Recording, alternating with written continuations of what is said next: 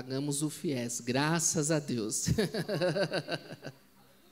Né? Isso foi uma bênção na nossa casa, né? Era uma dívida um pouco alta, ela tirava do nosso orçamento cerca de um pouco mais de R$1.000 por mês. Então, graças a Deus está quitado, a gente está livre. E, sabe, querido, coloca diante de Deus, sabe? Se você tem um problema financeiro desse jeito, uma dívida, né? Alguma coisa que você sonha em fazer financeiramente e você não vê condições, coloca diante de Deus. Deus é o Deus da provisão. Eu sou dizimista há 28 anos, graças a Deus. Desde o meu primeiro emprego, a minha maior alegria foi trazer o meu primeiro salário, o meu primeiro dízimo na casa do Senhor, né? A gente tem muita alegria nisso. Aí em casa a gente até ensaia, às vezes, como trazer dízimos altos dançando, mas a gente ainda não teve coragem. Mas a gente ainda vai ter. Na presença de Deus, amém? Queridos, eu gosto muito de... Eu gosto, né, de assistir documentários de... Oi? Podem se assentar, por favor, queridos. Eu gosto muito de assistir documentários de vida animal, né, que tem na TV a cabo, onde mostra os animaizinhos caçando no seu dia a dia, né? E outro dia eu estava assistindo sobre um grupo de hienas que perseguiu um leão, né? O leão estava sozinho, não sei porquê, e um grupo de hienas cercou esse leão e começou a atacar ele. Olha que coisa, né? A gente sabe que leão ataca hiena, né? Mas hiena atacar leão, atacaram o leão, começaram a morder ele, a devorar ele, a machucar ele, e ele começou a fugir, porque tinha pelo menos umas 30 hienas atrás dele, no que eu estava assistindo, né? No programa que eu estava assistindo. E aí, de repente, quando aquele leão estava assim, vou dizer, no fundo do poço, né? Sem esperança ali, quando ele parou de lutar, parou de se defender, de repente, do nada, chegou mais 2 leões, sabe? Chegou mais 2 leões ali. E chegaram junto daquelas hienas, e aí, queridos, começou a dar tapa em tudo quanto é hiena ali, começou a lutar, a brigar, e o leão que estava caído, desanimado, já levantou e foi para cima também, e aqueles 3 leões afugentaram todas as hienas que estavam atacando o leão, sabe? Existe um poder muito grande na unidade. Existe um poder muito grande quando a gente se une no mesmo propósito, no mesmo objetivo. Outro dia eu estava assistindo também um documentário e um grupo de leões chegou perto de uma manada de elefantes, né? E essa manada de elefantes tinha uns elefantezinhos pequenininhos, assim, desse tamanho, filhotinhos, né? E os leões estavam de olho nesse filhotinho. Aí sabe o que o grupo de elefante fez, a manada? Botou o filhote e botou os mais novos no meio e fez um círculo, só com os elefantes grandões, né? E eu te pergunto, algum leão foi para cima desse grupo? Não foi, né? Não foi. Então, assim, a unidade, ela traz proteção. A unidade, ela traz uma unção especial da parte de Deus para as nossas vidas. E a gente vai falar um pouco sobre isso essa noite, né? Eu quero que você abra ali a palavra de Deus em Êxodo, capítulo 12. A gente vai ler aqui do verso 1 até o verso 14.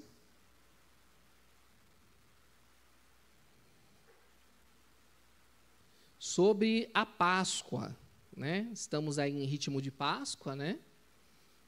Graças a Deus. Domingo é Páscoa. E a gente vai ler aqui quando Deus instituiu a Páscoa. Diz assim no verso 1.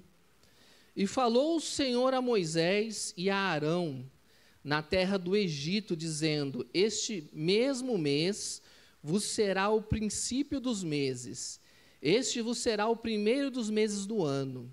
Falai a toda a congregação de Israel, dizendo: aos 10 deste mês, toma cada um para si um cordeiro, segundo as casas dos pais, um cordeiro para cada casa. Mas, se a família for pequena, para um cordeiro, então tome um só com seu vizinho, perto da sua casa, conforme o número de almas, conforme o comer de cada um, fareis a conta para o cordeiro. O cordeiro ou cabrito será sem mácula, um macho de 1 ano, o qual tomareis das ovelhas ou das cabras, e o guardareis até o 14º dia do mês. E todo o ajuntamento da congregação de Israel o sacrificará à tarde. E tomarão o sangue, e pô-lo-ão em ambas as ombreiras e na verga da porta, nas casas em que o comerem. E naquela noite comerão a carne assada no fogo, com pães asmos, com ervas amargosas a comerão. Não comereis dele nada cru, nem cozido em água, senão assado ao fogo, a cabeça com os pés e com a frissura. E nada dele deixareis até pela manhã, mas o que dele ficar até pela manhã, queimareis no fogo. Assim, pois, o comereis, os vossos lombos cingidos, os vossos sapatos nos pés, e o vosso cajado na mão. E o comereis apressadamente. Esta é a Páscoa do Senhor. E eu passarei pela terra do Egito esta noite, e ferirei todo o primogênito na terra do Egito, desde os homens até os animais, e sobre todos os deuses do Egito farei juízo. Eu sou o Senhor. E aquele sangue vos será por sinal nas casas em que estiverdes. Vendo eu o sangue, passarei por cima de vós, e não haverá entre vós a mortandade, quando eu ferir a terra do Egito. E este dia vos será por memória, e celebrá-lo-eis por festa ao Senhor nas vossas gerações. O celebrareis por estatuto perpétuo. Amém?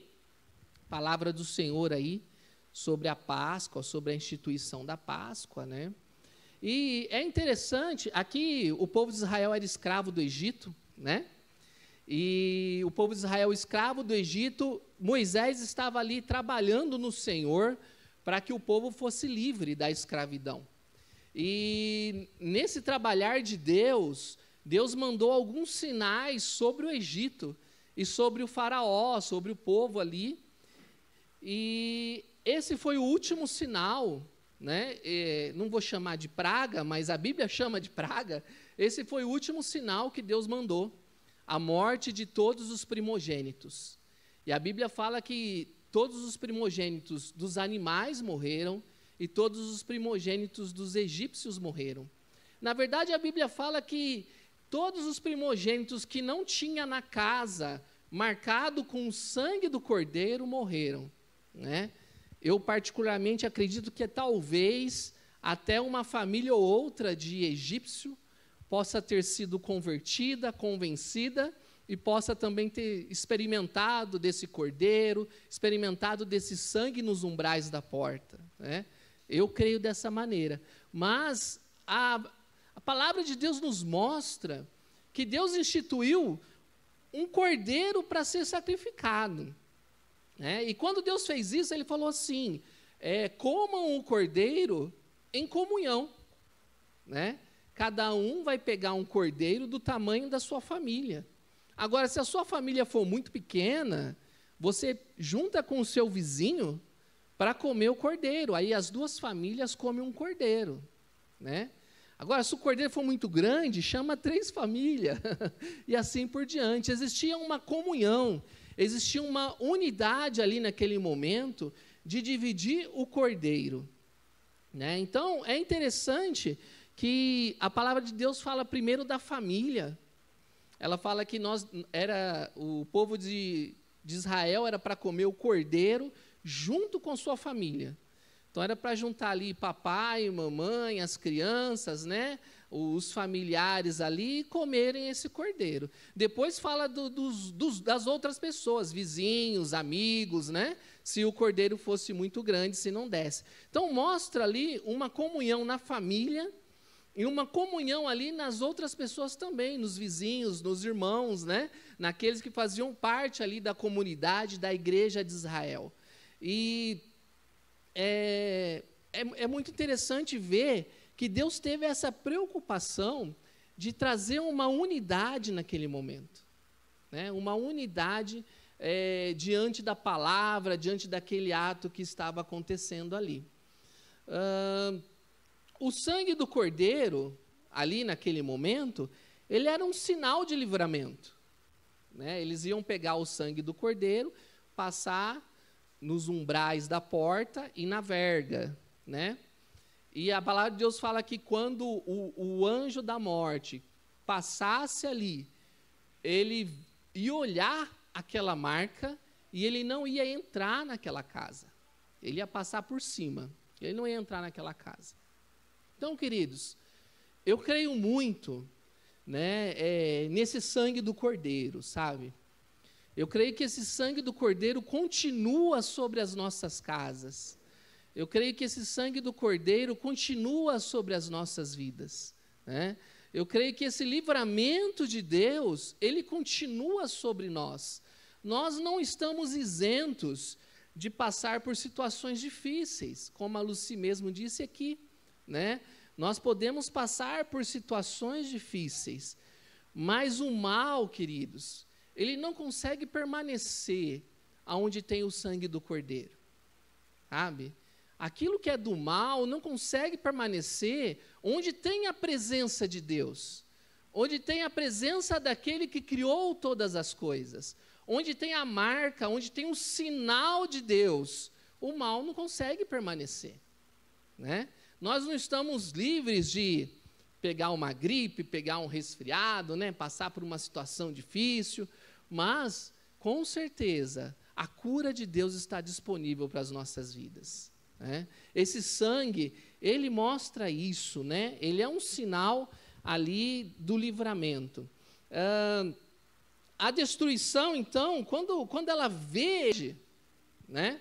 A destruição, quando chega assim, passa assim, perto da sua casa ou na frente e vê essa marca, ela foge, ela não permanece, né?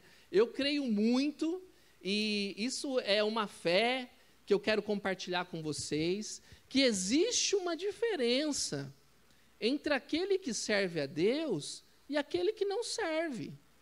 Existe uma diferença entre aquele que está na presença de Deus e aquela pessoa que é do mundo, queridos. Essa diferença é uma diferença espiritual. É uma marca que nós levamos e que nós carregamos, que está no nosso interior, que está no nosso coração, pelo Espírito Santo de Deus, né? Na nossa casa já testemunhou isso várias vezes, ali em momentos de livramento, em momentos de enfermidade, em momentos onde nós somos afligidos por alguma situação contrária, nós experimentamos o livramento de Deus. Então, a palavra de Deus, ela fala que existe uma proteção. E aqui, né, na Bíblia, nós lemos aqui, no verso 11, diz assim: assim, pois, o comereis, os vossos lombos cingidos, né, os vossos sapatos nos pés e o cajado na mão. Olha só, que bênção. Os vossos lombos cingidos, né, os pés com o sapato e o cajado na mão. Queridos, o lombo cingido simboliza aí o que nós carregamos de identidade, sabe? O cristão, ele tem uma característica, né? E não é uma característica só de dizer amém, de dizer glória a Deus, né? De orar antes das refeições no serviço, quando todo mundo esquenta ali a comida, e você senta na mesa, aí você, oh Deus, obrigado, e faz uma oração e todo mundo fica assim olhando, né? Não, a característica do cristão, ela é estar com os lombos cingidos, né? Tem coisas que não podem fazer parte das nossas vidas. E aí nós precisamos estar refletindo, meditando e separando aquilo que pode ou não pode fazer parte da nossa vida, né? Isso é algo assim que é automático, né? Lá no meu serviço, por exemplo, quando eu chego e tem um pessoal assim, por exemplo, fumando, todo mundo apaga o cigarro, sabe? Tem assim aquela rodinha, né? A gente chama de fumômetro lá, né? Tem um lugar onde o pessoal sai para fumar, e às vezes eu chego lá para conversar, para bater um papo, para ter comunhão, né? Enfim. E aí eu chego perto, a pessoa está fumando, faz assim, ó. Né? E eu acho isso engraçado, interessante, por quê? Eu nunca falei nada sobre cigarro, né? Eu nunca falei que eu não gosto, eu nunca falei que eu não fumo, eu nunca falei nada disso. Mas as pessoas ali, elas identificam que o Davi chegou, então eu preciso apagar o cigarro. Sabe o que é isso, querido? Isso é os lombos cingidos. É a presença de Deus que nós carregamos nas nossas vidas. O mundo, ele precisa identificar em nós que nós somos diferentes, né? Que nós somos diferentes. Então, quando eu chego, apago o cigarro, quando faz bolão lá das coisas, né? Não me convida, não me chama, né? A pessoa passa com o caderninho, pegando os números, me pula, né? Já sabe que eu não participo. Quando vai marcar um happy hour, alguma coisa, sabem que não precisam me chamar, né? Eu participo de tudo, queridos, mas eu não vejo sentido num cristão ir num happy hour onde vai beber bebida alcoólica, sabe? Né? Eu não vejo esse sentido, não vejo isso como algo que faz parte dos nossos lombos cingidos. Eu não vejo essa roupagem como cabendo num servo de Deus. Então, a gente precisa identificar na nossa vida e na nossa maneira de ser aquilo que cabe em nós e aquilo que não cabe. No nosso comportamento, nas nossas decisões. Isso é estar com os lombos cingidos. Isso é estar preparado. Quando você come o cordeiro, você precisa estar vestido, né? Vestido com o quê? Com a identidade que Deus te deu. Nós temos um problema hoje no mundo, e essa dificuldade que as pessoas têm de se autoafirmarem, né? Você tem uma característica espiritual, você tem uma identidade que Deus te deu, e você não precisa ser tímido, você não precisa ser temeroso no momento de se posicionar de acordo com a palavra, de acordo com a sua fé. Você pode simplesmente se posicionar. Você não vai ser menos amado por isso, você não vai ser uma pessoa que de alguma maneira perde com isso, muito pelo contrário, né? Quando alguém precisa de alguma coisa lá no meu serviço, me procuram. Quando precisa de uma oração, me procura. Quando precisa de um conselho, me procura, né? Quando a coisa está pegando assim, né? Porque todo serviço no ambiente empresarial às vezes pega, né? Ele já fala, vixe, chama o Davi para orar. Né? Chama o Davi para orar, está precisando de uma oração essa situação aqui, né? E o que é isso? Isso é por causa da identidade. Não tenha medo de afirmar a sua identidade como cristão. Se posicione, porque o mundo precisa disso, de cristãos que se posicionam, de cristãos que se afirmam, né? E olha que eu trabalho numa empresa que é muito favorável à diversidade, né? Graças a Deus por isso. Lá nós temos todo tipo de pessoa, todo tipo de diversidade cultural, né? Pessoas assim que são da mais diversas possíveis, porque nós acreditamos lá que a diversidade contribui para o crescimento em todos os setores da empresa, né? Então, quanto mais diversos as pessoas, quanto menos padronizado, nós acreditamos que isso é benéfico. Então, nós temos lá uma diversidade muito grande, mas mesmo no meio da diversidade, a gente precisa saber que nós temos uma identidade, e a nossa identidade precisa ser preservada como filho, como filha de Deus. Amém? Então, isso é estar com os lombos cingidos, tem a ver com roupagem, com identidade, com aquilo que você mostra para as pessoas, né? E sapato nos pés, queridos, sapato nos pés, sabe? É muito interessante que aqui fala que a gente precisa comer o cordeiro com sapatos nos pés, porque quando Deus chamou Moisés, Deus falou para Moisés, tira a sandália dos seus pés. Sabe por que Deus falou para Moisés tirar a sandália dos pés? Porque lá no Egito, quando você ia cultuar um deus, do Egito mesmo, um deus pagão, era costume tirar os sapatos dos pés. As pessoas cultuavam os deuses dele lá descalços, né? O deus Ra, os deuses que tinham ali eram cultuados descalços. E como Moisés teve uma educação no Egito, quando Deus chamou ele, a primeira coisa que Deus fala para ele, tira os sapatos dos seus pés, porque o lugar que você pisa é santo. Para que Moisés entendesse que aquele que estava falando com ele era Deus. E aqui, a gente vê o contrário, vê que para comer do cordeiro, você tem que estar com o sapato, né?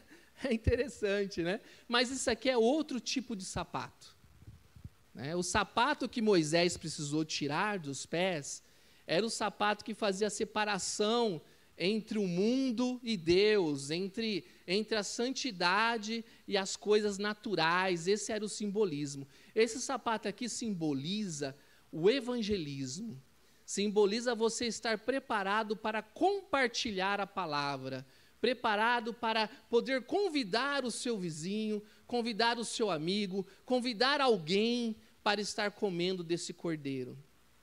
É por isso que eu acredito que alguns egípcios foram salvos, sabe por quê? Porque, imagina só, naquele contexto ali social, né? Existiam amizades, queridos. Nem todo egípcio era maldoso. Você entende? Então, existiam amizades ali. Existiam pessoas que gostavam de outras pessoas, né? Existiam relacionamentos. Então, o evangelismo, esse sapato nos pés, é uma preparação para você poder estar anunciando a palavra, para você poder estar anunciando aquilo que você vai fazer, a salvação que está vindo, né, sobre aquele povo. E cajado na mão, né, que simboliza a autoridade. Cajado na mão que simboliza a autoridade do povo de Deus, né, cajado de pastor, cajado para você andar em terrenos pedregosos, terrenos difíceis, né? Cajado na mão. O cajado na mão, ele simboliza isso, simboliza a autoridade. Então, você precisa estar preparado para poder estar sendo usado por Deus, para proteger a sua casa com essa marca do sangue do Cordeiro, e também para estender essa marca para outras pessoas, para o vizinho, para o amigo, para aquele que precisa, para aquele que tem a necessidade, né? Para aquele que está sendo destruído pelas situações da vida. Nós vemos pessoas, às vezes, sendo destruídas e nós, tendo a salvação, não anunciamos, sabe? Eu aceitei Jesus, né, e me converti aqui nessa igreja com 17 anos de idade, né? Mas depois que eu me converti, eu descobri que o meu melhor amigo era cristão, sabe? Ele estudou comigo na 5ª série, na 6ª, na 7ª, na 8ª, no primeiro ano do colegial, que foi quando eu me converti. E aí, depois que eu me converti, né, eu fui falar de Jesus para ele. Eu falei, poxa, eu tive uma experiência numa igreja, eu entrei lá no culto e eu estava ali, e aí eu senti Deus falar comigo, e foi uma bênção, foi algo assim, poxa, queria que você conhecesse. Aí ele falou assim, poxa, Davi, eu já sou crente. Né? Eu sempre fui crente, eu nasci crente na igreja de crente. E aí eu falei assim, eu virei para ele, e quase falo o nome dele, né? Eu virei para ele e falei assim, e você nunca me falou de Deus? Por que você nunca me falou de Deus? Eu podia ter me convertido lá na 5ª série, né? Se você tivesse me falado de Deus, porque eu estava facinho para Deus. Só precisava de alguém chegar e falar. Aí falou assim, eu não sei, eu não falo assim de Deus para as pessoas, né? Mas eu sou cristão desde sempre, queridos, né? Olha, quase deixei de ser amigo dele, né? Poxa, se você tem um amigo e você é cristão, você pode testemunhar, você pode compartilhar, né? Da sua fé, daquilo que Deus tem para a sua vida. E indo aqui em João 1, capítulo 1, verso 29, Evangelho de João, Novo Testamento, João,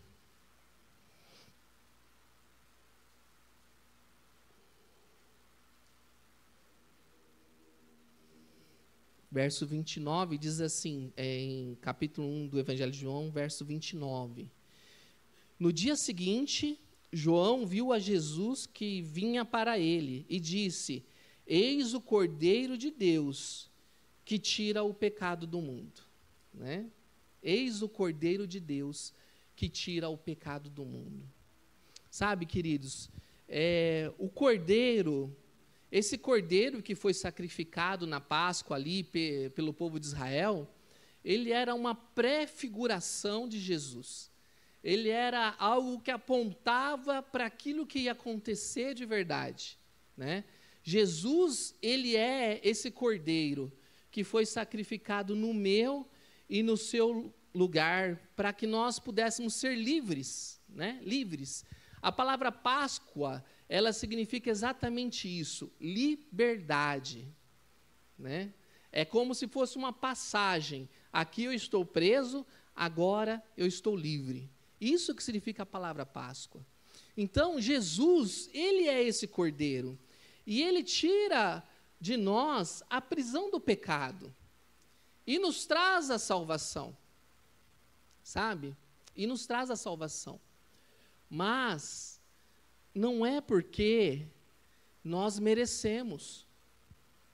Sabe? Não é porque nós somos muito bonitinhos. Mesmo que nós sejamos, né? Não é porque você deu uma ajeitadinha assim na barba, parou, né, tal. Não é porque você está usando uma roupa de marca, um tênis de marca. Não, não é por merecimento, né? Mas é por amor. Tudo que Deus fez e tudo que Deus faz nas nossas vidas é por amor. É por amor a nós, é por amor àquilo que Ele amou, e Ele amou primeiro, né? Ele amou primeiro, e tudo que Deus faz é por amor, né? Eu me lembro como se fosse hoje, e vendo a nenenzinha, né, que chegou ali, eu estava ali no culto, você chegou com ela, eu cumprimentei, ela grudou assim na mamãe, né? Eu me lembrei da Rebeca, né? Como a Rebeca nasceu, né? Lembrei da Rebeca nascendo depois que os médicos falaram que ela estava morta, né? Veio a minha memória assim, de uma maneira muito clara, como se fosse hoje o que aconteceu naquela ocasião, né? A gente estava já quase para ganhar a Rebeca, né? A Lucy estava no final da gestação e ela foi fazer a última ultrassom. Ela teve uma gestação complicadíssima. Ela fazia várias... Quantas ultrassons você fez, amor, da Rebeca? Umas 16? é por causa do risco que ela tinha naquela gestação. E aí ela foi para a médica dela lá, a médica dela tinha alguns equipamentos ali no consultório, tudo, e a médica dela falou assim, olha, você precisa correr para o pronto-socorro, porque a gente não captou sinal, né? A neném não está se mexendo, a gente não consegue pegar aqui as coisas, batimento, enfim, sinais, nada, você precisa correr para o pronto-socorro, né? E ela correu para o pronto-socorro, né? O pai dela levou ela, e eu recebi uma ligação do meu cunhado, chorando, desesperado, né? O Júnior, falando que eu precisava ir para o pronto-socorro, né? Porque a Lucy estava lá com a neném. Aí eu falei, mas o que aconteceu? Não, é melhor você ir, mas o que aconteceu? Né? E aí ele falou assim, a médica falou que a neném está morta. Foi o que ele me falou. Né? E aí ali eu desliguei a ligação e fui orar, e fui buscar a Deus, e fui clamar a Deus, e fui lutar contra todas as minhas emoções, contra todas as adversidades da minha alma, contra os meus sentimentos, contra tudo o que eu estava sentindo naquele momento. E quando eu levantei, que eu estava ajoelhado orando, quando eu levantei, eu decidi crer, né?